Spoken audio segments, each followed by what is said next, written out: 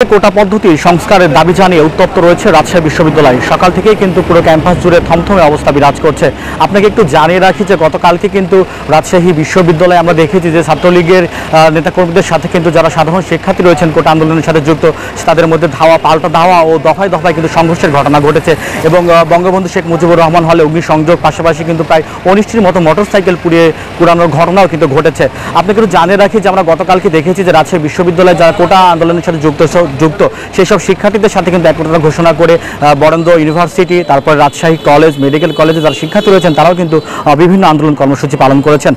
আপনাকে একটু জানিয়ে রাখি যে এখনো পর্যন্ত কিন্তু আমরা কোনো ধরনের ধাওয়া পাল্টা ধাওয়া বা সংঘর্ষের ঘটনা পাইনি।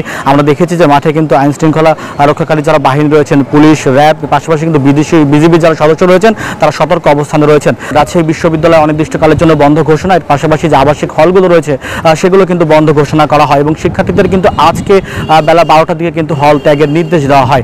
আমরা দেখেছিলাম যে সকালে বেশ কিছু সাধারণ শিক্ষার্থী যারা ছিলেন তারা কিন্তু হল ত্যাগ করেছেন। সব মিলিয়ে রাজশাহী বিশ্ববিদ্যালয় কিন্তু একটু থমথমে অবস্থা বিরাজ করছে। তো এই ছিল আমার কাছে রাজশাহী বিশ্ববিদ্যালয় থেকে এখনো পর্যন্ত সর্বশেষ খবর।